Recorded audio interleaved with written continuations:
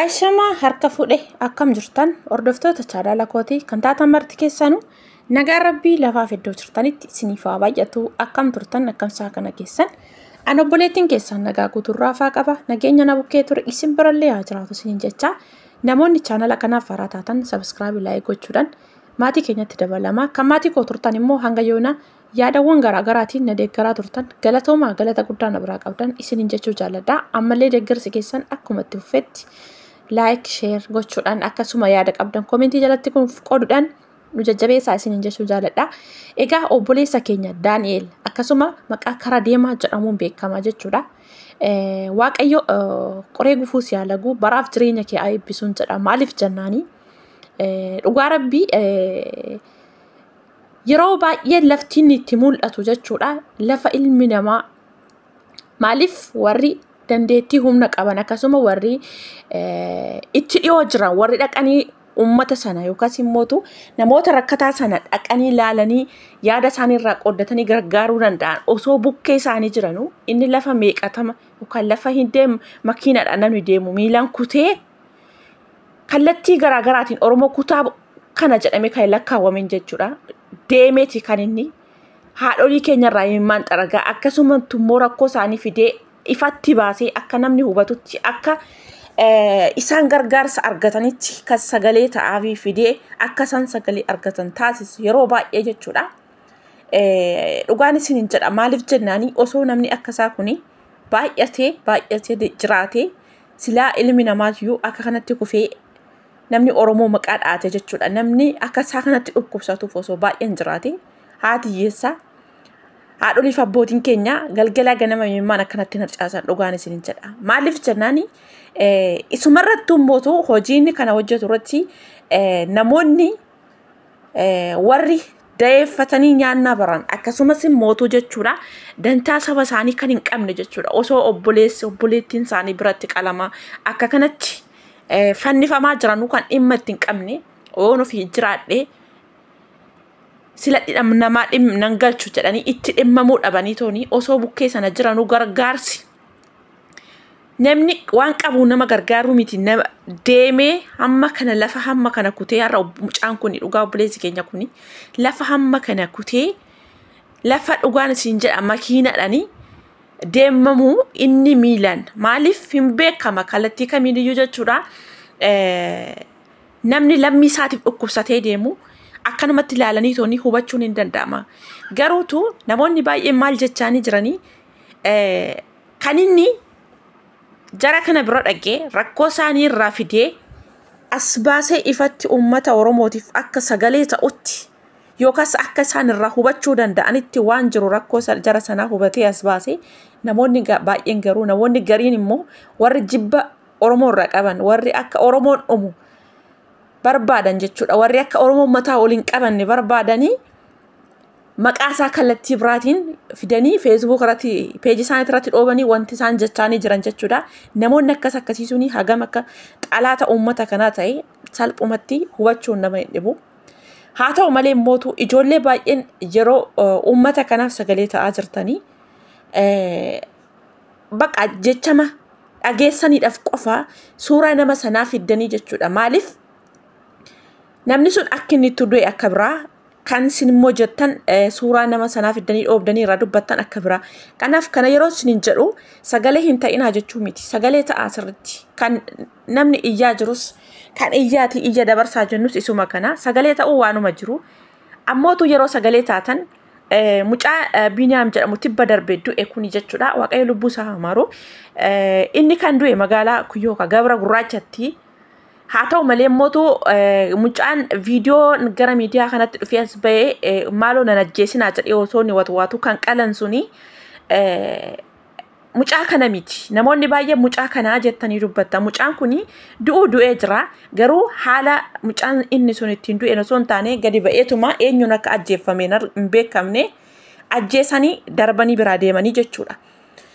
Inni watwaatatii akkasitti taa'e sun immoo bakka amma mucaan kun deemee obboleessi keenya Daani'eel deemee irraa yaada isaanii fidee rakkoo isaanii gara uummataatti as baase sana achitti jedhamaa jira. Kanaafuu waan tokko hubadhaa maaliif jennaanii namoonni baay'een illee irratti yaada kaasatii jiran.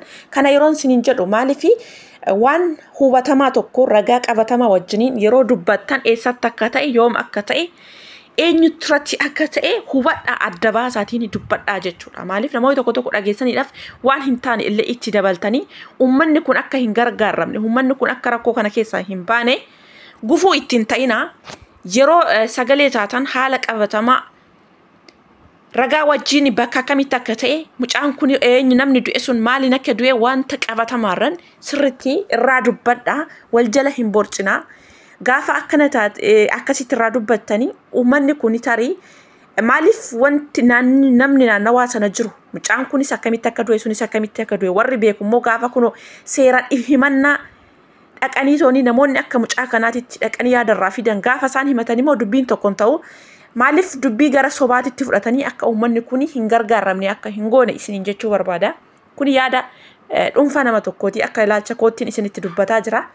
Kanaaf namoonni baay'een immoo mucaa kana obboleessa keenya kana Daani'eel karaa deemaa kanaan maal jechaa jiraniini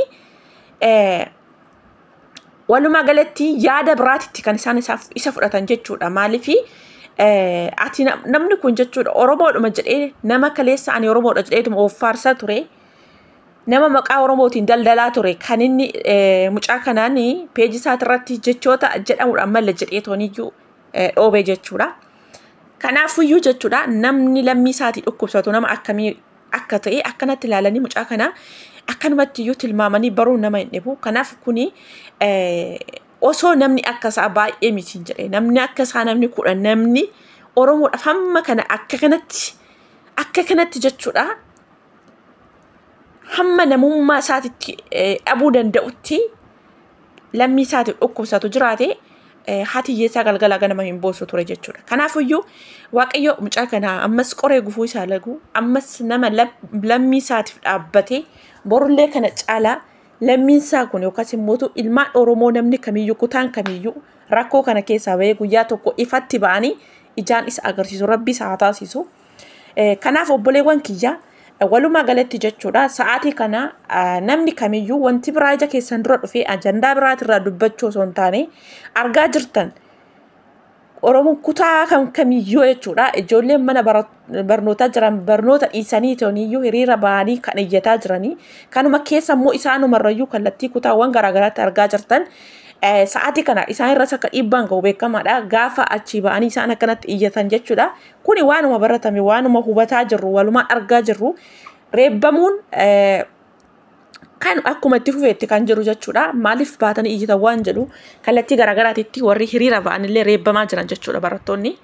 Ammas dubbiin kun akkuma kaleessa dheengaddaa ammallee dubbanneet ammas akkamatti wacaniituma dhiisa yoo ta'e gaddiif boo'ichi Oromoo kutaa kamirraayyuu waan fagaatu natti hin fakkaatu. Kanaaf dubbiin kun ija godhatee deebii argachuu qaba. Imimmaan haadholii abbootii keenya kun deebii argachuu qaba. Maaliif jennaani har'a akka kanatti imimmaan isaanii dhangalaasanii jechuudha. Maaliif nu waan biraa hin barbaannu nagaa qofa barbaanna. Nagaa nuuf kenna. Dhala keenya guddifanna. Jedhanii gaafa akka kanatti imimmaan isaanii harcaasanii boo'anii tarii har'a namootaa fi salphumatti fudhatamuu danda'a. Olee bula malee kuni imimmaan jara kana zarii namaatu hin balleessa jedhee yaadaan. Maaliif jennaani kuni dhaloonni duuba dhufanii tokko tokkooni waan amma ta'aa jiru kana argaallee akkasumas immootu arguuf kan jira illee jiru jechuudha. Maaliif isiniin jedhee nuti warra harma muraa hin dhageenye maleeti ijaan hin agarre jechuudha. Garuu har'a nuti Oromoo taanee Oromiyaa keessatti wantoonni akkasii gaafa deemu ija keenyaan kana arguun jechuudha. Dhuguma bara kana keessa jiraachuun osoo lubbuudhaan bara kana keessa jiraachuu baannee maal qaba isin jechisiisa jechuudha. Kanaaf walumaa galatti obbolaawwan kiyya Waaqayyo waanuma hundumarra caalaa dhufaatii turu akka namaan ariifatu Rabbi imimmaan jara kanaa lafatti hin gatini. Ammas taanan isin namni kamiyyuu jechuudha sagalee ta'uu iyyitanii ija dabarsuu duubatti hin deebiinaadha.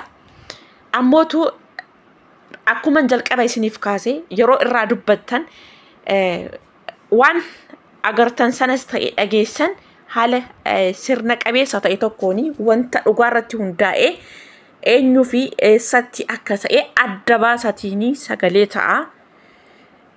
Kanaaf walumaa galatti waaqayyo ammas taanan borus rabbiini maan jara kana lafatti hin gatiniin isinin jedha obboleewwan kiyya.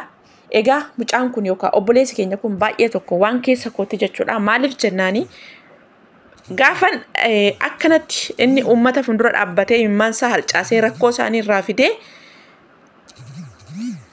maal rakkattan jedhee haga kanatti bira taa'ee wajjiniin bo'oo jechuudha. Nuyi nama afaan keenya dhaga'ee yookaan afaan keenya dubbatamaa jiru dhagaa jirru miti namni biraallee kun olaalee imimmaan harcaasee kan sagalee ta'aa jiru jechuudha.